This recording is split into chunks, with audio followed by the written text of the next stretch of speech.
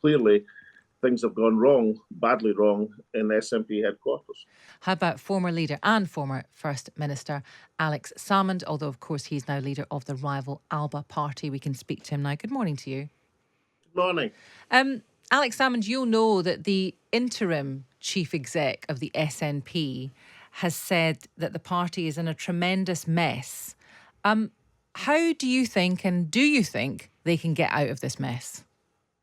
Well, Michael Russell, who you're referring to, described it just a few minutes ago on the radio as a burach, which is a Gaelic word which means almighty mess. So let's agree that they're in a burach.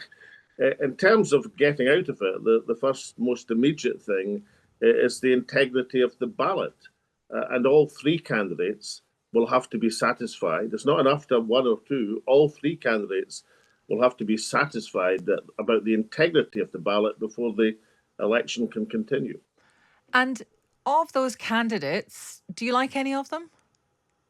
Well, I like them all. I mean, I know Hamza Yousaf better than the two women because Hamza used to work for me, but I've met the two women. I think all of them have outstanding qualities. I mean, Ash Regan has the best independence policy. Kate Forbes is a gifted, a naturally gifted politician. That's obvious. Neither of these women have had much time to develop their campaigns, which is one of the misfortunes of this election. And Hamza Yousaf, although has questions to answer, let's put it that way, in terms of his track record in office, is clearly a capable politician. Alex Salmond, if you could just clear something up for us, there seems to be some rumours swirling, as there always are, that you have had some contact with Ash Regan, that you might be giving her some advice, promoting her, etc. Is that true? I've got no dog in this fight.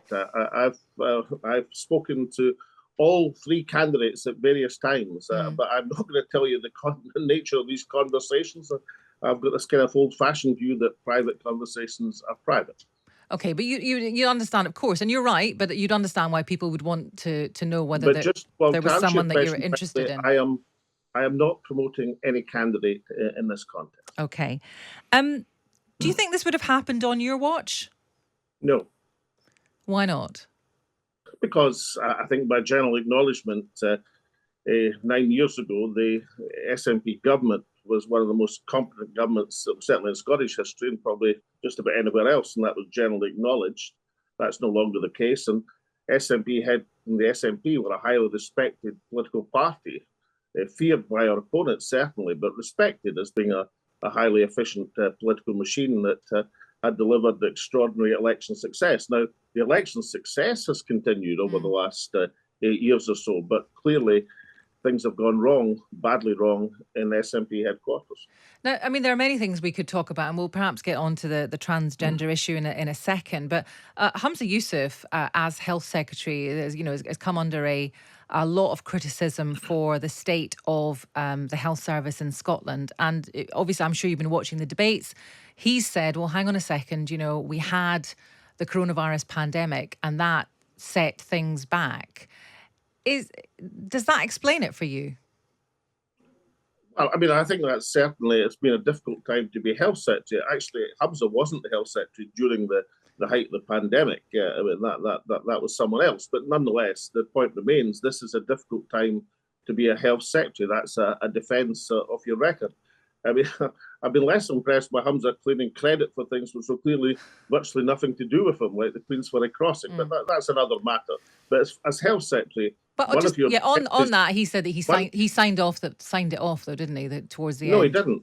No, I mean, look, I'm not going to go into the exact details, but there was a 10-year project of which Hamza was in charge of it as Transport Minister for the last year, and his major announcement was to delay it for 6 months. I mean, it was a tremendous success, incidentally, which is why presumably everybody's trying to claim the credit. But as far as being health secretary is concerned, it's a reasonable defence of any health secretary to say these are difficult times to be health secretary. Unfortunately, that's one of the things that goes with that job. I mean, it is a difficult job. It's one of the most difficult jobs in government. And obviously you'll come in for substantial criticism. No doubt some of it's justified and some of it isn't. Why do you think 30,000 people have left the SNP? Since I 2021? combination of reasons, but I would say that the key underlying factor is the lack of progress in moving towards independence.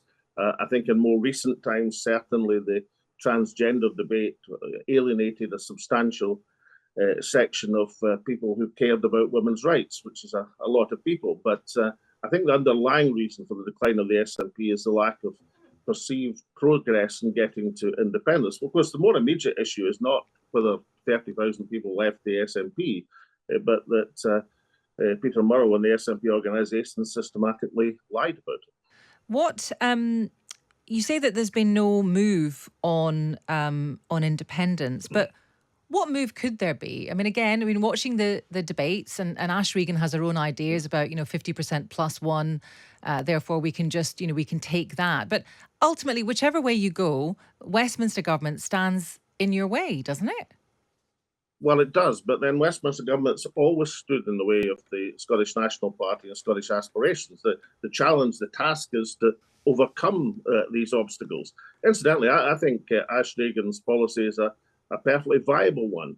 It wouldn't be your first choice of policy, but nonetheless, in a situation where the SNP government have got themselves up a cul-de-sac as far as the referendum is concerned, then it's certainly the most viable policy on offer. And hopefully, I mean, there's other aspects that you would do, and I think Kate Forbes has certainly indicated her support for an independence convention, which would be one of the moves that certainly any sensible person would make immediately to reunite the national movement, which is a kind of prerequisite of taking on Westminster. Their first job is to unite the independence forces and then to take on and overcome your opponents in a democratic way, of course. So I mean, how would that work? I mean, would you in the Alba Party, you've had your differences. Obviously, the SNP has its differences within itself. We've seen that historically, and we've seen that through the leadership debates. But how would that work? Would you all be able to get on side? Because you all seem to have different ideas about how you're going to get to independence. Well, of course, that is the purpose of the Independence Convention, is to bring the independence forces. That's not just political parties, incidentally. There's a whole range of pressure groups, campaign organisations, think tanks like Commonweal, who've done marvellous work in terms of exploring independence policies. These are the people you should be bringing together. And certainly from an Alapa point of view, they would be more than happy to participate in any independence convention. Okay. Alex Salmond, thank you for talking to us. That is the former leader and former First Minister Alex Salmond, now leader of the rival Alba Party.